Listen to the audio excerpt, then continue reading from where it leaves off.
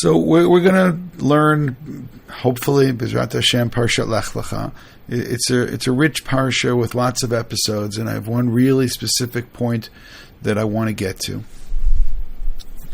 But in order to do that, let's start in the beginning.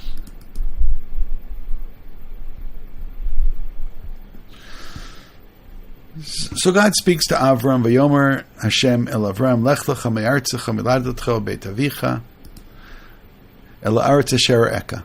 So he encourages Avraham to go, and I just want to note something, the promise that he gives. This is the first time, at least in the Torah, assuming all the chronology is correct, this is the first time we find God speaking. And his opening line that he says is, go, pick up and go to this land, leave your birthplace, leave your land, and go to land I'm going to tell you. Ve'eschad l'goy gadol, and I'm going to make you into a great nation. So we'll pause there for a second. So here's the childless Avraham who's being promised that he is going to become a great nation. So that itself is significant, but I don't want to lose this. I don't want to lose sight of this, and I don't want to simply turn this into this personal message. Oh, Avram, you're going to have kids. Because it's not what he says. And maybe theoretically we can even discuss, could you become a great nation without having kids? Could you have kids without becoming a great nation? So even though I think that this is really connected to his having children, and again, telling this childless man that you will become a great nation, but let's just note that that's what it says. And I also want to note what it doesn't say, but first a little more what it does say. And I'm going to bless you, and your name will become renowned. It's going to become great. Via bracha, and you will be a blessing. More than that, avarcha mevarechecha, who blesses you will be blessed. Umikalalecha aor, and those who curse you will be cursed. And we can remind God about this as well. Not that God means reminding, but there's certain people that perhaps God wants to, this point in history, to activate this particular verse. V'nivruchu v'chol kol mishpachot ha'adama. You can become a source of blessing for all the people. So now, what didn't it say? It never says that this land that you're going to go to, the land I'm going to show you, he never said, I'm giving you that land. Which means the thing that we constantly hear when it comes to Avram, specifically the Avot generally, is this, you're going to have many children, become a great nation, and you're going to receive the land of Israel. He doesn't say you're going to receive the land of Israel, so that's not there yet. Vayelech Avram, kasher diber elav Hashem, he goes as God commanded. Vayelech itov lo Avram ben chamesh shanim v'shivim shana b'tzeitom mecharan. He's 75 years old when he leaves. V'yikach Avram et Sarai ishto v'et Lot ben achiv et kol rechusham asher rechashu. And yes, I know we've discussed before the tension between Pasuk Dalet and Pasuk Hey, where it sounds like Avram went. There's two different descriptions of leaving. There are even those who claim that he left twice, but that's not for today. And it says that he goes with all his possessions, which some claim are the people that he taught or inspired. It could be more literally that Avram's a wealthy man and he has all kinds of possessions. It could also be that because Avram's a wealthy man who doesn't have children, that could be the reason why Lot is going with him and Lot's following him around. Essentially, when there's a will, there's a relative. So here you have a situation that you have a wealthy man like Avraham and no apparent heir, and which Avram will articulate down the line, but maybe that's what Lot is following. But there's a lot of rechush.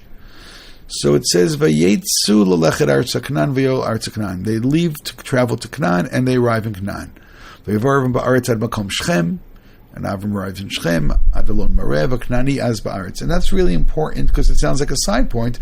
The Knaani are the ones right now who are in control of this land. So the Canaanites are here. We will come back to our Canaanites. V'yirah Hashem el Avram, and now God appears to Avram, which we can compare the first time God speaks to Avram, now God appears to Avram. Vayomer, he says, L'zar acha. So here that's Zerah. Zerah means children. It means your offspring. Etain et haaretz hazot. So this blessing is actually, this is the one that we were looking for before, and this is the one that is more usual. But over here, God says that you're going to get this land. Not only will you get this land, your offspring will get this land. So therefore, there are two important blessings there, that you will have offspring, and they're going to get the land of Israel. Now, of course, we can ask, what did Avram do to deserve the land of Israel? So there's, I guess, one of two possibilities. One possibility is that he obeyed, that God said to do something and he did something. So the reward for obeying is receiving the land. Or the other you can say is that that God told him to do this for a particular purpose, and once Avram walks in the land, that itself will create what we can call the kinyan, the acquisition of the land. So, I guess it depends on how formal you want to be or how much you want to move this over to the laws of Choshen Mishpat. What did Avram do to make this acquisition of the land? So God promised it to him. Maybe that's enough, or maybe walking there. There is this current within Chazal, which see not only Avram's footsteps making this acquisition, but it actually sees that Avram's footsteps creating a dynamic which will impact us in the future, which means why do we have the land of Israel, we as descendants? Because Avram listened to God and walked in that land, and therefore this dynamic is created. I don't know now to say created by God or created by Avram, but it's Avram acquiescing to the word of God. He then continues, and it says, Posachet, Vayatak misham hahara, mikedin lebeit el, vayatol lebeit el, miyam, va'ay mikedin, v'yivin sham mizbeach l'Hashem v'yikra b'shem Hashem. Now, if you know the map of Israel, you'll note what he's been doing is he's continuing going further south, going from Shechem to Beit El, and not even assuming that Beit El here is where, is where it is today on our map, but he's traveling south. And in the second place, we're not told that God speaks to him or God appears to him. There's no Vayomer Hashem, there's no Vayirah Hashem, but you have the other thing that takes place. Avram nonetheless builds a Mizbeach. So that tells us something else interesting about Avram, is that Avram is a man with spiritual sensitivity, and when God promised him back in Pasuk Zayin, he then builds this Mizbeach, and who appeared for the God who appeared to him. And now in the next place, Beit El, where God doesn't appear to him, he still builds a Mizbeach. V'yivin sham Mizbeach v'yikra b'shem Hashem. And he calls out of the name of God, and we could debate or discuss what that means to call out the name of God, but what you do note over here is this interesting gesture, is that God calls to Avraham, and then Avraham reaches back towards God, and there is this really interesting relationship which is taking place. And Avraham, again, if you want, you can use the terms that were made famous by Heschel, God in search of man in search of God, that you have on the one hand God telling Avram and calling Avraham, appearing to Avram, and on the other hand you have Avraham searching for God as well, which of course leads us back to what was the preamble to all this, what was the history before all this, but we only have limited knowledge of that. So Avram continues now, and again the gesture is to continue southward. So we're told, Vayisa Avram haloch v'nosei hanegba, and Avram continues to travel further south. Pasuk Yud, v'hirav ba'aretz, and there is a famine in the land. Vayered Avram Mitzrayma, and Avram then travels further south, and he goes to Egypt, lagur sham, to live there. Ki kaved rav ba'aretz, because the famine is great. Now the Ramban very famously attacks Avram for this. One could argue with the Ramban, and one would have to with great caution, but does Avram know what exactly are the boundaries at this point? Does Avram know how far south he's allowed to go? I mean, to say that it was that it was a lack of faith, even that he leaves the land, how is he supposed to know which the land is? I mean, God never told him the land I'm going to show you. And as he's been traveling, he's been shown the land. So, I mean, I don't know exactly, what it was he was supposed to do. And furthermore, on a much more basic level, there's a famine. And if there was food someplace else, so what do? It's like like the old joke, there's the rowboat, right? God is trying to save him. There's another place to go, so you go there. So one wonders about the Ramban. Again, this is our favorite Zionist Ramban, how can you leave the land of Israel? So this resonates. We like it, but nonetheless, we're not 100% convinced. And so as he continues along the way, Vayika Sher Hikriv Lavo Mitzrayim, on the way near Egypt, Vayomer El Sarai Ishto, he says to Sarai, Hine na yadati ki isha yifat mar'at. He says, now I know that you're a beautiful woman, and yes, I tried this on my wife today as well. I called from the room, I say, Hine na yadati ki isha yifat. I actually got a smile out of her, so all the men are certainly invited to try this. You can try this one at home. So, I don't think they'll get mad at you. Yes, so now you woke up. Now you figured this out. You didn't know beforehand, which is a really good question. So maybe don't try this at home. So let me continue. And he has a fear. And his fear, we're going to find out very soon, is well-founded. He says that, I realize you are a beautiful woman. And he was afraid. So maybe this really then is more disturbing. And by the way, the Ramban attacks him for this as well. Once he's attacking, go full out. He goes, how can he put his wife, he actually calls her Hatsadeket. How can he put this righteous woman in this precarious situation? He goes, go and say that you're my sister, or your sister, then she's not married, so they're not going to kill him, but they may not be all that nice to her, which is exactly what I want to get back to. Imri nachoti, I'd say you're my sister, l'man yitivli, ba'avarech, so things will be okay for me, nafshi biglalech. And of course, you can have then the various commentaries who say that he knew that she was at Tzaddik, and he knew that she was so great. He knew that nothing would happen to her. He knew that God would protect her, and in fact, God protects her. For Yikavo Avram Mitzrayim, when he gets to Egypt, they see that she is very beautiful. Now, do you recognize that verse? Does that sound familiar to you? Of course, when I say familiar, does it sound familiar to you from another source? So hold on for a second. So they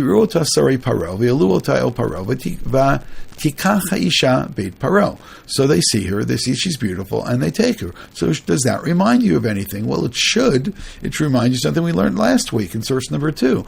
It's the exact same situation. They see the powerful men, see a beautiful woman, and they take her.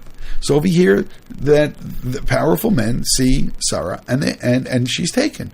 So therefore, what should come next? This is not a trick question. What should come next, but it's not going to come next? What's the answer? What should come next? Answer is, a flood should come next. A flood should come, and they should destroy all of them. That's what should happen, which means that if I'm going to try to understand the Torah based upon the previous episode, so that should be the next thing to happen. You come, you take this woman, and God says, I don't like this kind of behavior, and a massive flood should come. It should fill all the tunnels. It should absolutely destroy all of them. So that's what should come next. I'm just saying that this should be patently obvious to everybody, except maybe it wasn't. Well, there's a good reason it wasn't, but let's just read on a little bit more. We are then told that instead something else happens. And they take her and so on. And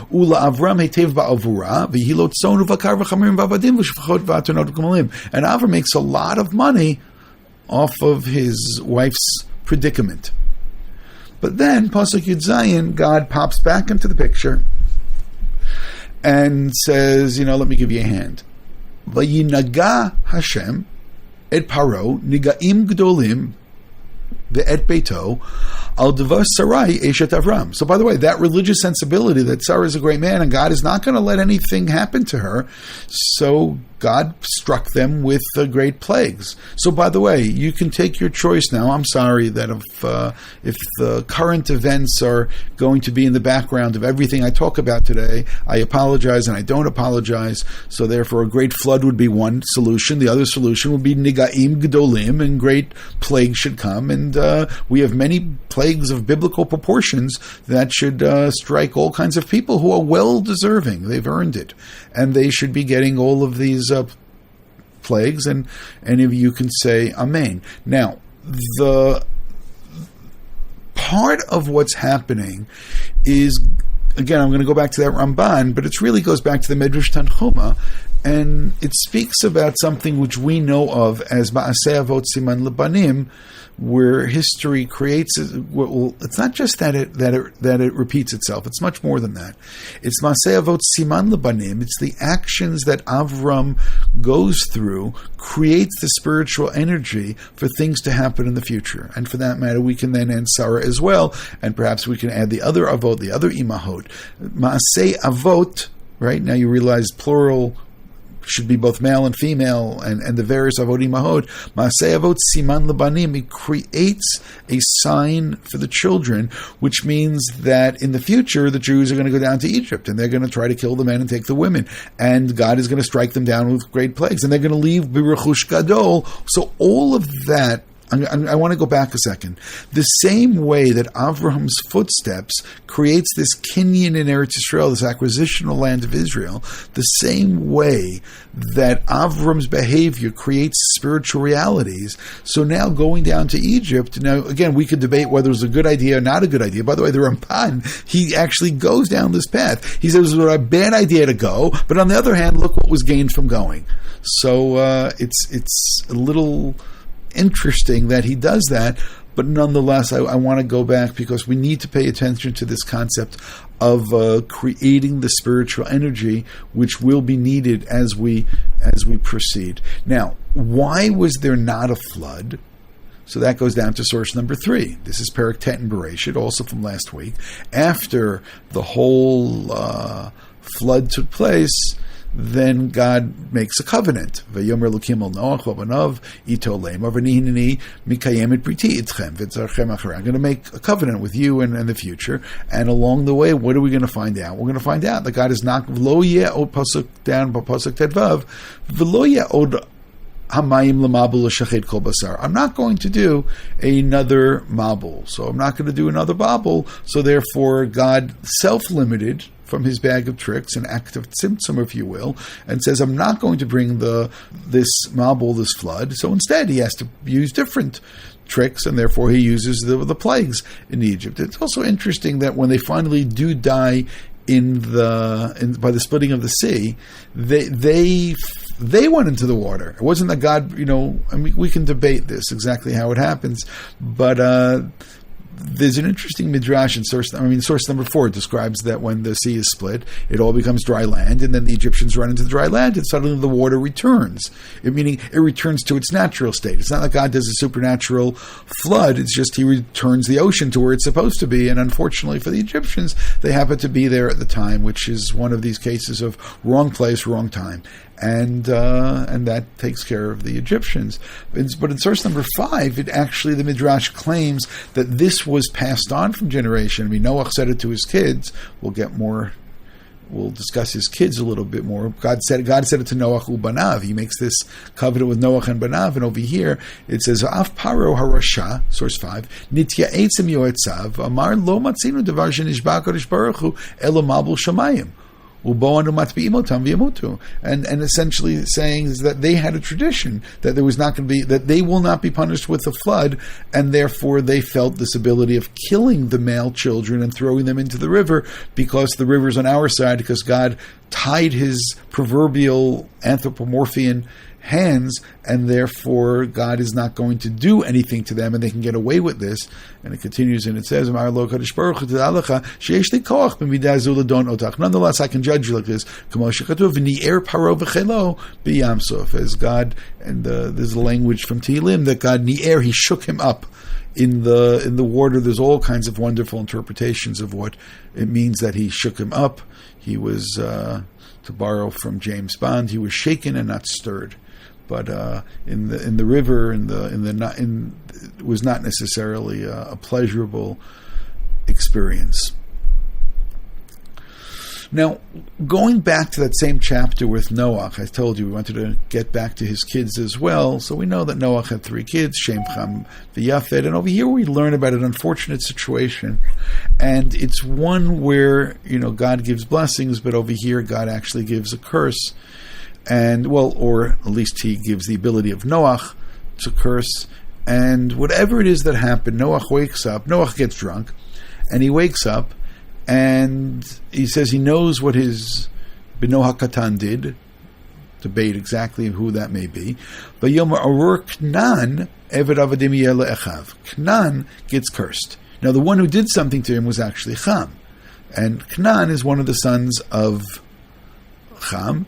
And on the other end, V'yomer Baruch Hashem Elokei Shem, V'hi Kahn Eved Lamo. So Kahn is going to be this slave, and Shem gets blessed. And Yefet may also get a blessing. You have to look at the Yefet Vishkam Bol Hashem, Yukanan Evid Lamo. If we get closer to Hanukkah, we have to probably talk more about Yefet.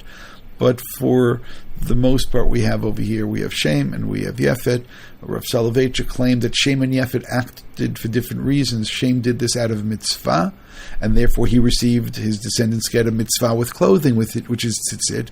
And Yefet, whose beauty, he does this for aesthetic purposes. It's not nice that his father's uncovered, but not for the mitzvah, because it's for aesthetics. And therefore he gets this appreciation of aesthetics. And, each one gets what they relate to. Okay, so now let's get back to Cham. In source number 7, which is the next chapter, and I know that most of us don't like these chapters. We don't like the chapters with the begats. That's what we call them. And he begat, and he begat, and he begat, and he begat. So we call them the begat chapter. If you like biblical criticism, this is a P chapter. Someone decided that P is very boring, and P has no imagination, and everything is quite boring there. But nonetheless, in the begats, what I find is a great deal of information, and instead of just ignoring it or skipping it or reading it quickly, we will pay a little bit more attention. And over here, what we find is, in source number 7, Uvnei Cham, Kush, Umitzrayim, Uputu Canaan. By the way, when he says he knew what his younger son did, so maybe that's Canaan as the younger son, and that's why Canaan gets cursed. Maybe Canaan had done something there as well, and maybe, as I said, he is the younger one. So you have Cham, who Canaan is cursed, but this whole family or this whole part of the family, these are the relatives we stay away from, or we try to stay away from. It's Cham and his kids, Kush, Mitzrayim, Putu, Canaan. And they're the ones who are going to make all kinds of trouble throughout Sefer Bereshit. Ubnei Kush, we got a bunch of names over here, which we will be guilty now as well as skipping some of them, unless you really want to read this. Sava v'chavila, Savta, Rama, V'siv, Techa, Uvnei Ra'ama, Shiva, Udedan, Ukush, Yoladet Nimrod. So now we're back to Nimrod. So what we have is Bnei Cham Kush, and now Kush is the father of Nimrod. So even though we may not like Canaan, I don't know if we'd love Nimrod either, but listen to what it says about him. Hu hachel liot gibor ba'aretz. And he's the one who begins to use strength. So therefore, it doesn't say it, but violence is coming from this direction. Hu ya gibor tzayid lefnei Hashem. And the Lefnei Hashem is very interesting, but I'm not going to get into that now. And he becomes this incredible hunter and this strong hunter. Al Kain Yomar Kenimrod Gibor Tzayid Lefnei Hashem. V'ti Reshit Mamlachto Bavel. And that I want you to pay attention to as well. Because now we're told that he's strong, and we're told that he's a hunter, and now we're told that he creates a Malchut. This is the first time we find a kingdom being mentioned.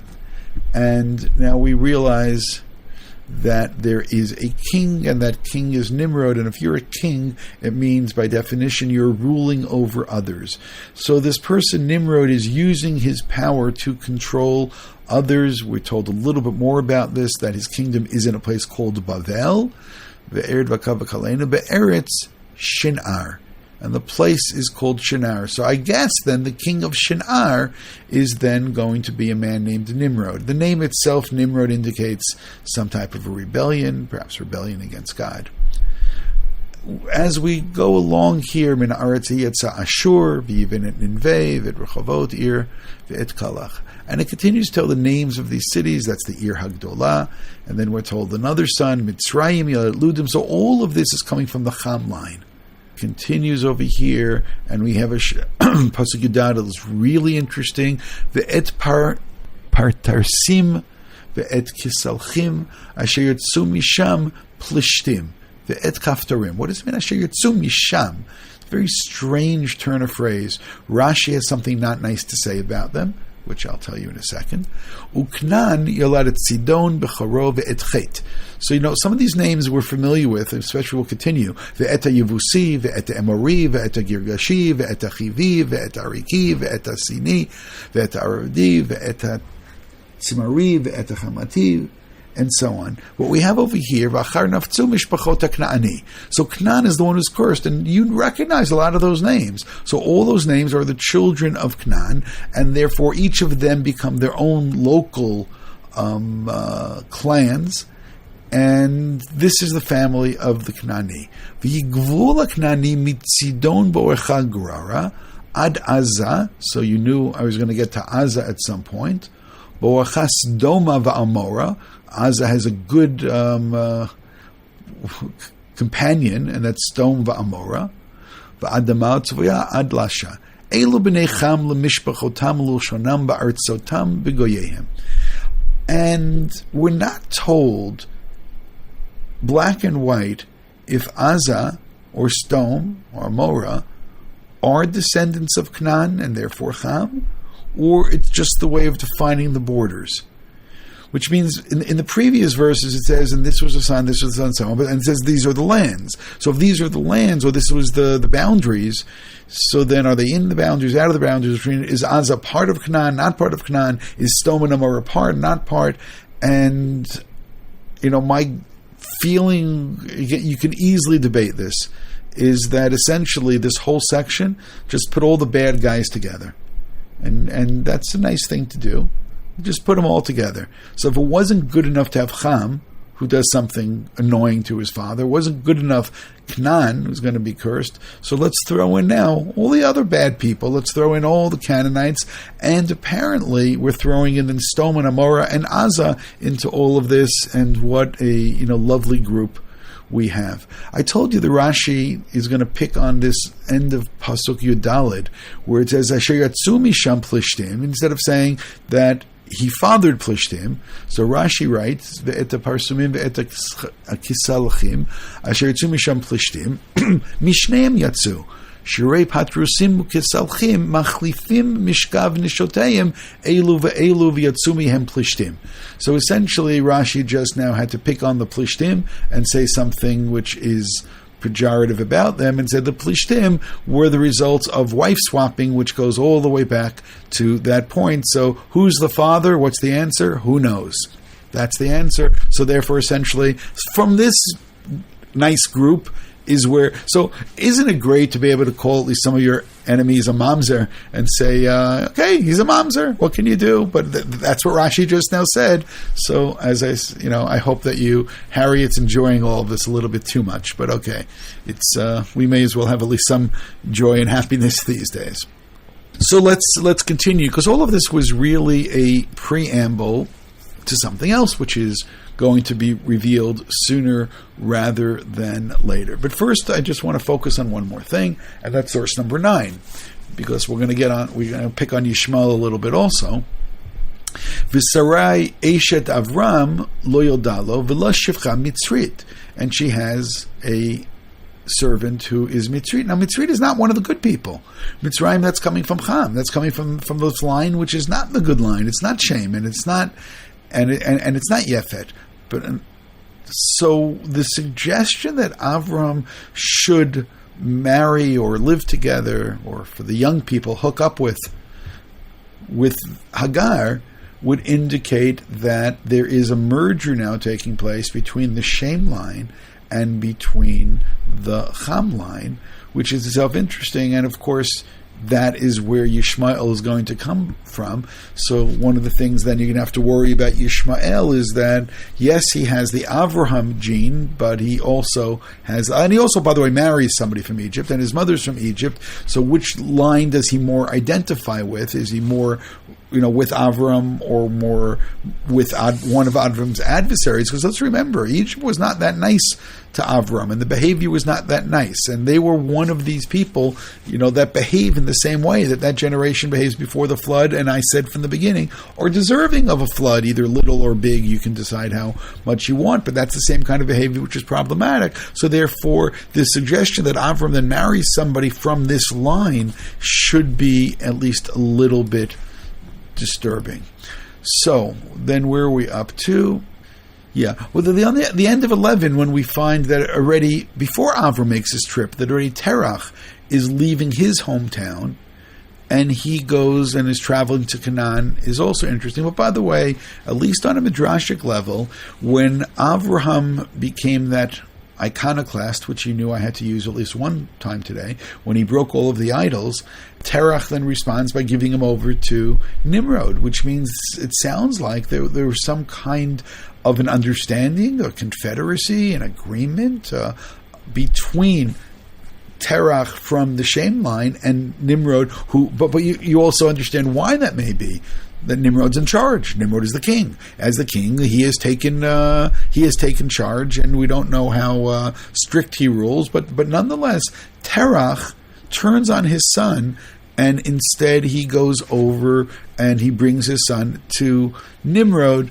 And that itself is interesting. And again, all this is really much more on the midrashic level, and Nimrod then will eventually throw him into the furnace, and then he gets saved miraculously from the furnace. But nonetheless, it's his father who did this to him. And as I've pointed out many times, that this can ruin the Akedah for us, because if Avraham was saved when his father tried to kill him, so then Avraham may have full confidence that his son Yitzchak will be saved when his father tries to kill him, which means Yitzchak is deserving to be saved. He's going to be saved. There's no question he'll be saved. And there you go. I just completely ruined the Akedah, and I apologize, but there was a total lack of sincerity on my part, so I apologize for apologizing with no sincerity.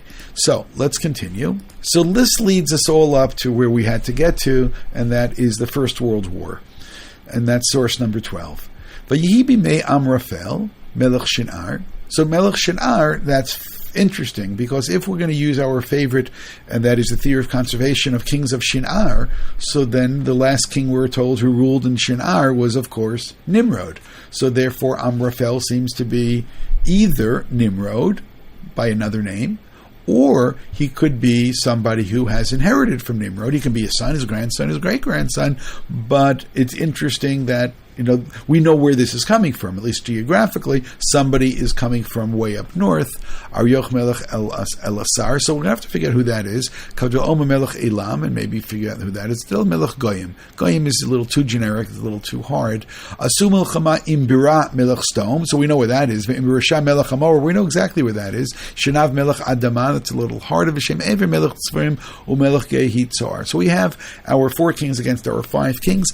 Those that were able to easily identify, and again, let's just think about this for a second. Our 4 kings would seem to have their place of origin back further up north where Avraham started out from, and the kings on the list of 5, those that we could easily identify, seem to all be from local population over here in this general Canaan area, which seems to be that the king of the 4 kings have traveled the same route that Avram has traveled. And one has to wonder, especially if this is Nimrod, is he following, is he on the trail of Avraham? Which means Avraham may have gotten away from him, and if you are, I don't know how many words to add right now, certainly if you're a paranoid king, and many kings end up being paranoid, and somebody has somehow defeated you or humiliated you or embarrassed you, then of course you need to have a show of strength to show how strong you are, and maybe you need to teach this guy a lesson as well, because you need to display this. You need to display this on the one hand for your followers, on the other hand you need for yourself, of course, depending on how fragile your ego is. And generally people that are tough like Nimrod have very fragile egos. So, but I'm not saying anything more psychologically. I don't want to get sued. I'm actually allowed to do this. I think a real psychologist, psychiatrist are not allowed to analyze somebody they've never met. They can lose their license. I don't have a license, so I can say anything I want. The only problem with me doing is I'm going to analyze them without being paid, and that's a problem. So therefore, we're going to stop right there, because that's completely unprofessional. Over here, I read into it a little bit, but you at least have to appreciate what I said in terms of the geography in this. You have the people, Stom, Amor, and so on, they're local, and then you have the people coming from up north who are coming down, and again have made the same trip that Avram has made, and they're coming over here in order to wage this war. Good? Very good. As we continue, we're told, there's a couple of interesting things over here. We have, they're victorious. We're not going to get into all of that. Pasuk Yud, ve'emek hasidim be'erot chemar v'yanusu melech stom v'amora v'yiplu shama v'nisharim hara nasu. So it's very unclear what this means. I'm going to come back and see how the Balei Tosfot understood it, and you will be quite surprised. They took everything from stone. But by the way, also appreciate the irony now. By this point, Lot, who we're about to read in the next pasuk, Lot, ben achi Avraham. So these same kind of powerful people, like Nimrod, coming from the powerful people, and at this point they didn't take a woman. At this point they took a man. Well, it took a man from stone, so, went in stone. Well, what can I say? And, Harriet, even I can still shock you. This is so good. That when, that they took him, but again, recognize the irony over here, and that is that the reason that Lot left was because of all the possessions. Again, if I'm going to ascribe to Lot really bad intentions from the beginning, he's got an elderly uncle who's got lots of possessions and doesn't have anyone to inherit them. So what do? You follow him. Why? Because follow the money, right? Maybe you'll get in the will. When there's a will, there's a relative. Here's the relative, it's Lot. So therefore, you follow. And at some point, he makes a lot more money himself, and therefore he makes so much money that he doesn't need Avraham anymore, and that's when he separates, and he moves over to stone. So therefore, he's always been concerned about his possessions, and his possessions can't get along with Avram's possessions. On a spiritual level, not all of us always think spiritually. On a spiritual level, Lot is insane, because if you have an uncle who is the greatest religious leader of the time, and to the history of the world to this moment, this is the greatest man who's ever lived, and you can live in his house and hang with him and chill with him and learn with him and talk to him. You could do anything with Avram Avinu, right? And instead you say, no, I'd rather go and hang out with the Sodomites. So you realize that there's something which is terribly wrong with Lot's way of thinking, that he makes that choice. And now Lot ends up being taken, and he ends up, all of his possessions are taken, and Lot ends up now with absolutely nothing. Now, what's interesting is that Avraham, who has this very refined sense of responsibility, so no, even if you have a loser nephew like Lot, who was kidnapped, you don't leave him behind. You go. So let's continue.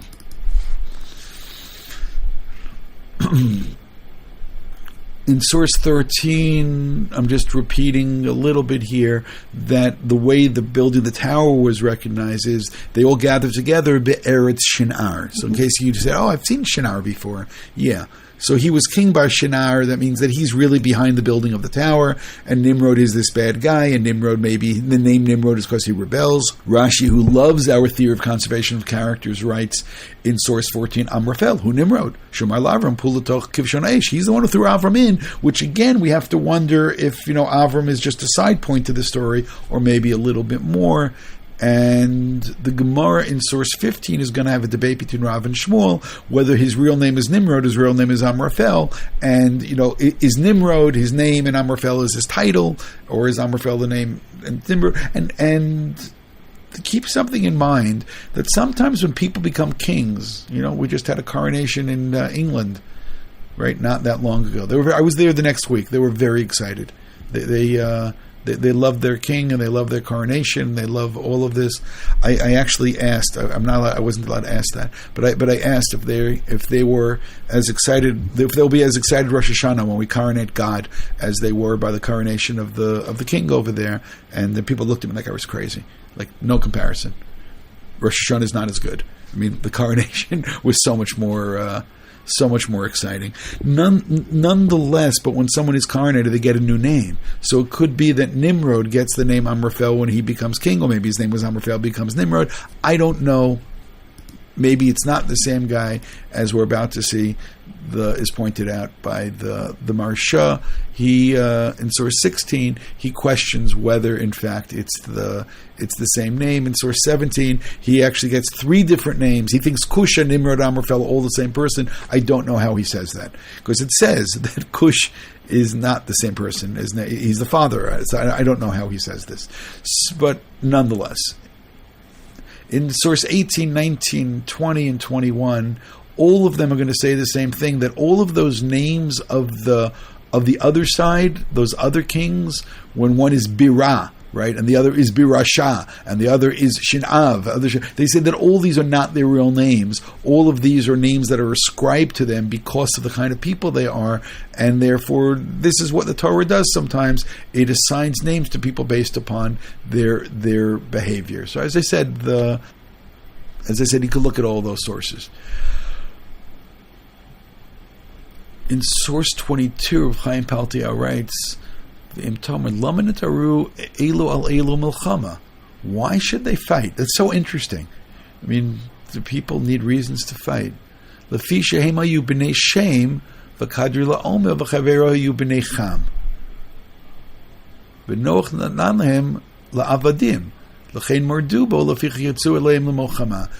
such an interesting thing. He says, this is actually a fight between the descendants of Shem and the descendants of Ham, because descendants of Ham are supposed to be slaves, and therefore they fought with one another because there's this old thing. Now, it's such a brilliant interpretation. There's only one problem with it. Anybody know what the problem is? It's not true. It's just wrong. I don't even know what to... this is a Rishon. I don't like arguing with Rishonim, but it's just so obviously not the case. And I'm sorry if I'm saying that, but let's just look inside, and then maybe you'll agree with me. Who, if we look at the Confederacy, right, on the first side, you have Amraphel, right? One of them will be Melech Shinar, Elsar, Elam, and Goyim. Forget Goyim, guys, it's too generic. Elam and Elasar, so we have to remember those. So we'll go down a little bit over here. And he just said, no, all of those are going to be from the side of Ham, and that's why they're fighting. So if you look at source number 23, right, B'nai Shem Elam. Elam is the son of Shem. You can't tell me that he comes from the other side. He doesn't. So I'm going to say it again. I don't know what he's talking about and how he possibly said that. But this is not the sons of Shem versus the sons of Ham, and therefore this mix is a little bit more interesting as far as what they're doing and why they're fighting. They end up having this battle by this place which apparently has some sinkholes, and that's part of what source 24, 25, and 26 are going to be dealing with, is these, and 27. Rashi is going to tell us that there is the Be'erot and Chemer, and he says because they did a lot of digging, because they were making, right, we wrote Harbeya Yusham Shenot Limisham Adama Latid Shel Binyan. They were using the raw materials in order to build buildings, and therefore there ended up being sinkholes because they had taken out a lot of the materials. Source 28 and 29, that's special for this year. They dug tunnels, and they hid in the tunnels to escape during the battle. And if you want, in 29, again, Chizkuni said that. It's from the school of Tosfot. 29, Haders Kahn and Bali Tosfot. He quotes the Bechor Shur, Harav Yosef Bechor Shur, V'iplu v'chanu kumo al pnei kol achiv nafal shehu kain nasu v'nichba'u sham ba'oto be'erot ha'asayot b'ma'arot. They went and they hid in the caves, and they hid in the tunnels in the caves, and they did this in order to hide from the whole battle. So therefore, I hope that you find that somewhat interesting. Source 30 is going to be quoted by a lot of people, and it's something which I hinted at before. And it's trying to understand this battle of the 4 kings against the 5 kings. And it's going to tell us that in the future, or what is it right over here, why did all this happen? Kol Eila, to the last 2 lines, Kol Eila chavru el emek hasidim, kidei she'yavov yeplu biyad Avraham. This is another Maise Avo Simon Labanim. All this happened so that Avraham could be victorious, in order to create that spiritual power for Avraham to be able to counter these nations. They are going to be connected. The Ramban and the next and Rabbeinu Bachai are going to tell us that these are the 4 different kingdoms who have picked on us over the years and eventually end up disappearing. And just like, let's be much clearer now, just like Paro is going to take Sarah and then get struck with plagues and going to leave there, Rechush Gadol, that creates the spiritual energy. The same spiritual energy is going to be created now, that these nations are going to be involved in this battle, and Avram is going to be victorious, which will allow us to eventually be victorious. But I wanted to get to another point. In source 34, Rav Hirsch, who's always interesting, and he makes a much broader point over here, and he starts talking about kingship. And he starts talking about how kings and why you fight. And he over here says something really simple, and he says, follow the money. There must have been money involved in this, because why even be a king of a poor country, which is itself funny. But he starts talking about kingship, and he starts talking about what the battle is and what the background is, and they're chasing them down. And it's about the rechush, it's about the money. And he says there's something to be learned about this as well. Right? Azmina nimrod et atzma lemelech amnahu atzma ina karoi melech achu nahag betachlisei melchut. He tried to be like a king, but he nimrod, but he reshit mamlachto. V'zo hayta shitato. He nitzil l'ra'at kochot ha'uma l'tzorech matrotav shalo. V'yikriv et osher ha'prat al mizbeach ha'kavod ha'le'umi. He went and he took all kinds of people's personal possessions because of his own honor and national honor and so on. And I'll say it again, if you're interested, there's really a lot of things over here that he talks about in terms of battles and kings and nations and war and how these things. And he writes even here a little further, 4 lines from the bottom, and there's what to learn here as well in terms of the Jewish idea of kingship. And now you see he keeps going on and on and on and on, which is why we're not. Now, by mentioning the Jewish aspect of kingship, we can ask ourselves, isn't this being a little bit premature? Where do we first find even the concept of kingship when it's talking about us, when it's talking about Jews, when it's talking about, and you could choose any point along the way here that you want, Avraham, Yitzchak, Yaakov, and right, Moshe, Aaron, right? You could decide where David, where kingship appears for the first time. And I think that you'll be a little bit surprised, because we're going to see it, and then we're going to see it again, and then you're going to realize that it wasn't an accident. Okay? And that's really where I wanted to get to. So let's take a look. We have this section, Perek Yud Zayin. We're towards the end of Lech Lecha now, source 35. V'Avram ben Tishim shana v'tesha shanim. Vayera al Avraham, so he's still Avraham. Vayomer lav ani kel shakai. That's going to be very important, because this is the first time we're going to see that name appearing. Hitalech lefanai v'yatamim b'nei briti b'ni v'necha v'arbe otcha b'ma'od ma'od. And you're going to have lots of children, which again, we keep hearing that again. V'yipol avon panav v'deber ito elokim leimor. Ani hine briti itach v'yita la'av hamon goyim v'lo yikra od et shemcha Avram v'yashemcha Avraham ki av hamon goyim netaticha. Okay, so you are no longer going to be called Avram, you're going to be called Avram. Now, the simple explanation right now would be, why is he about to get a new name? And the answer is, he's going to have a bris. When do you give people a name? When you give them a bris, you give them a name. Avram gets a bris, he gets a good name. Did they serve bagels and lox? I don't know. But he gets a bris, so that's all very simple. But then, it's the next pasuk, which I think is really interesting. So again, lots of children, and the name Shakai is always connected to fertility.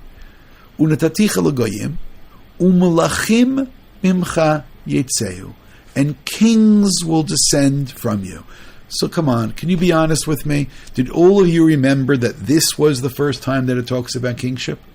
It's right there, staring at us. And then God continues to say, I'm going to make it. And by the way, Avram then asks, what's going to be with Yishmael? And he says that Nisi'im will come from him. And he doesn't use the word Melech. And then at the very end of Pasuk Kafet, V'chal deberito, V'yal Elokim me'al Avram. And then God lifts up from Avram. Now, this passage had a couple of elements. One, he gets the new name. The name Shakai is used. The idea of kingship is mentioned. And then God lifts up and leaves. So I noticed that there is another episode that has the exact same formula. I kind of suspect that you didn't necessarily ever think about comparing these two, but once I show it to you, you're not going to be able to avoid comparing these two, because it's just too overwhelming. And of course the question is going to be ultimately the significance, and that's what we'll need to get to. The next source is Perek Lamed Hey. Perek Lamed Hey, Vayera Elokim El Yaakov. By the way, you'll notice over here, Vayera Hashem El Avraham. So, and you could point out, this is Hashem and this is Elokim, and God appears to Yaakov. And it says, Vayomer lo Elokim, Shemcha Yaakov, lo yikra Shemcha od Yaakov, ki im Yisrael, Yeshemecha. Over here we had, Velo yikra od et Shemcha Avram, right? Vayashemcha, that Avram, Avraham, and so on. So you realize right away that these two sections are pretty similar, but let's continue. Pasuk Yud Aleph, Vayomer lo Elokim, ani kel shakai, peru urve, goy kal goyim yeh mimeka. Again, I want to pause there for a second. And now you realize that the same name of God is being used there that was used in the previous one, which again, I don't know how many of these we need before you get convinced. And then, how does it continue? Back in Pasuk Yud Aleph, Umelachim and kings will come out of you, which means the idea of kingship is in both of these sections as well. And then again, the land, the land you'll get as well. And then how does it end? And then God lifts up from him, which is the same conclusion. The other one, Vayal Elokim me'al Avram. By the way, notice there it's also Elokim. Once it gets to the Brit Milah, it's Elokim. Vayal Elokim me'al Avram. Over here, Vayal me'al Elokim makom. Yeah, anybody convinced yet by this, that these two sections have at least this passing similarity to them that at least now we need to consider? Sivan is convinced. I see. So, kingship is here in both of these. Now, it's interesting that Avram has this confrontation with the 4 kings and the 5 kings and gets involved in all of this, and again, for a moral reason. Maybe I do want to read that moral reason, which I skipped. It's the Meshivat Nefesh in source 33. We're going to read towards the end of it. He writes, he talks about the money. He talks about that he got wealthy because of Avram.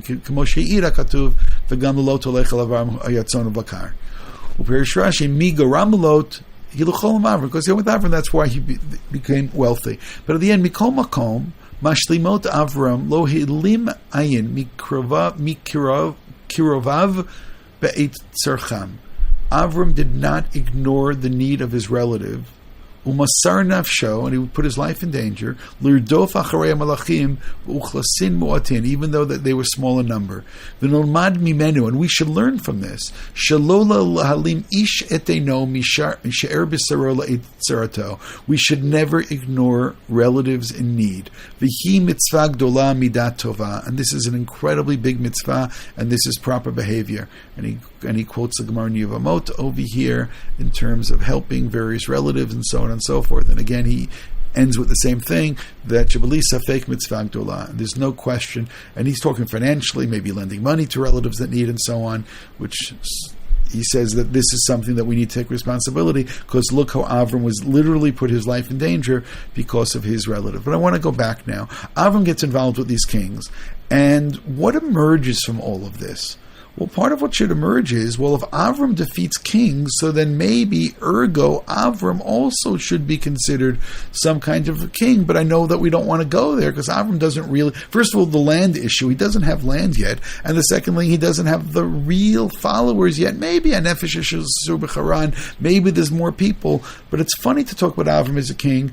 But then it's also really interesting that God talks to him about, no, you will be a king. Kings will come out of you. But then the same thing is told to Yaakov. But I just want to go back to Yaakov. When was it said to Yaakov? So the answer is, source 36 was in Perek Lamed Hey. So where is Perek Lamed Hey? What's the answer? Right after Perek Lamed Vav. What happened in Perek Lamed Vav?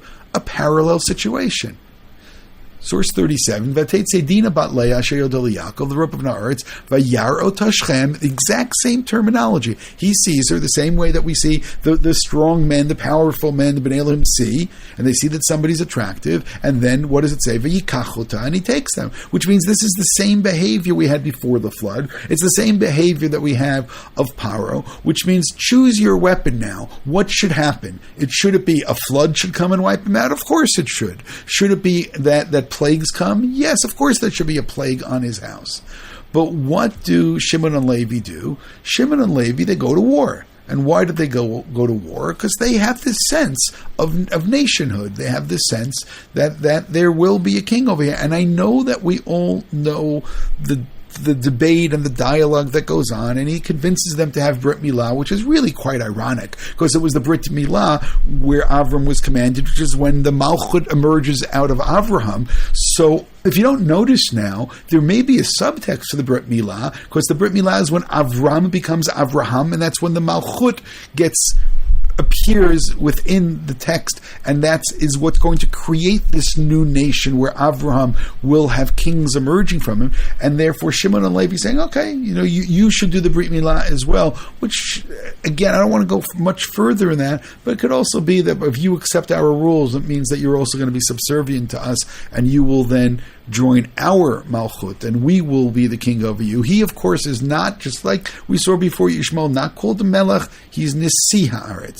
Nisi'im, he's called the Nasi, which seems to be a little bit less. So they go in and they wipe out the whole city. Why do they wipe out the whole city? Well, let's speak about the simplest level of this. What did Avram do when his nephew was taken? He goes to war and gets him out. So what does Shimon and Levi do when their sister is taken? They go to war and they get them out. So maybe that you'll be a little upset because there was a lot of collateral damage over here. But on the other hand, is it on any level a defensive position to say that what they were doing is that there's a sense of kingship, which actually seems to be what emerges for two reasons. One, I'll show you a source that I think says it. You can argue with me. And that is source 38 or 39. It is the Targum, Yonatan. And we'll read 39. It's the Hebrew translation. Anu Shimon v'Levi. Yaakov says, what did you do? I'm so small a number. Anu Shimon v'Levi. Lo ya'el liyot ne'emar ba'asvi tohen. I want you to see the Aramaic here. Biknish tehun. In your Beit Knesset. It's not right that when in your Beit Knesset they're going to be reading this Parsha in the future, Yisrael arelim tim'u lebetula, that these people defiled this daughter of Yaakov, ovdei tzlamim tinfu lebito Yaakov, and they went and they did this to Yaakov. Elakachia lehem liot nema arelim nehargu ba'avor betula vovdei tzlamim ba'avor beito Yaakov v'lo yashchem ben chamor belagleg b'milotav aleinu. They went and they violated her, that we need a lesson to be taught for the future. She's not going to be treated like a woman where nobody is concerned about her, and then she's just completely somebody who that this kind of behavior is the norm. Which would be the result. They're speaking about the future. They're speaking about what's going to happen when you read about this in shul. What's going to be about national pride in the future? What kind of lessons are going to be learned from this? People can't treat our sisters and our daughters like this because this is something inappropriate. And I'm going to say it again. If you read this, the description was so similar to what happened to Lot. And then now go back to what I didn't say yet, but I hope you realize this. I asked you before, chapter 35, when Yaakov is told that kings will come from you, then that's the future, that there will be kingship over here, and this land is going to be yours, and you have many kids, and the kingship will come from you. Now you realize that Shimon and Levi are acting according to this concept of kingship, and of course one has to protect the people who live there, and of course one has to protect the daughter of Yaakov, and of course this has to be the behavior. But what's interesting now is that you can argue with me. I'm okay with that. You can have different conclusions. I'm okay with that. But it sounds very much, at least at this point, that God is agreeing with Shimon and Levi.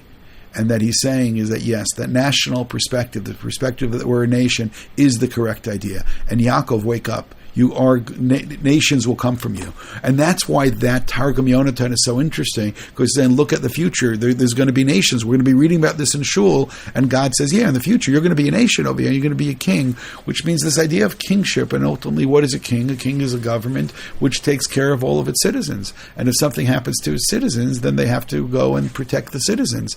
And over here, what Shimon and Levi do, again, on the one hand, you could say they're doing exactly what Avraham did.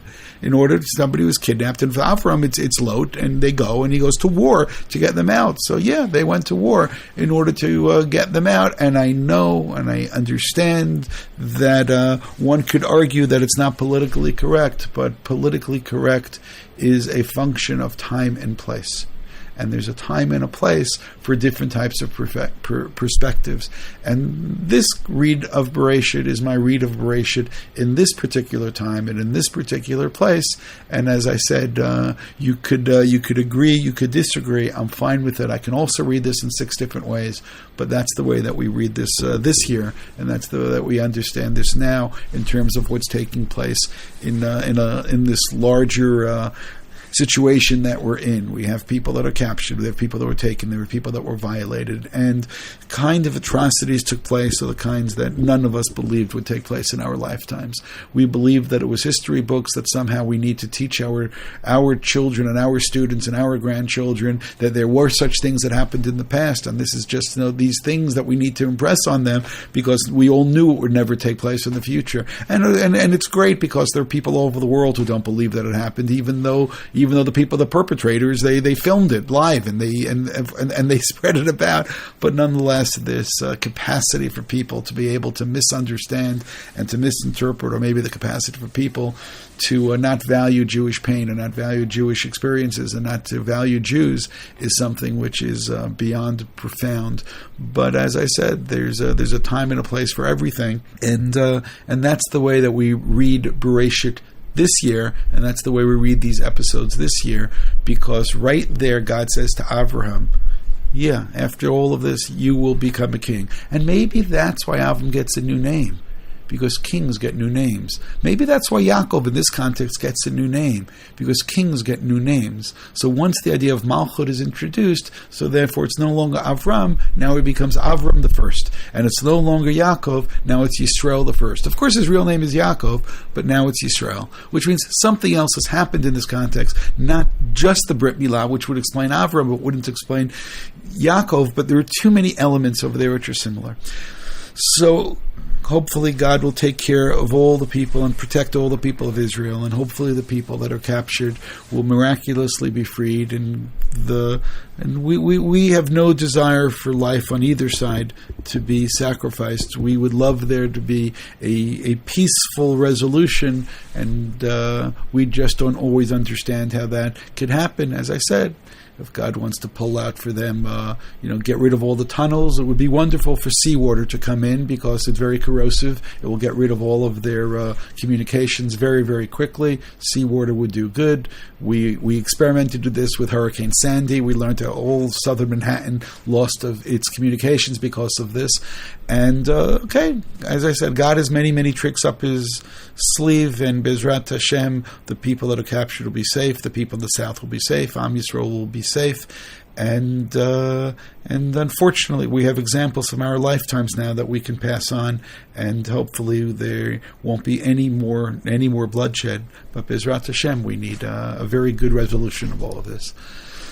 So, everyone have a Shabbat Shalom. If you have questions, comments, or you want to argue with me, that's perfectly fine, but Dibarti.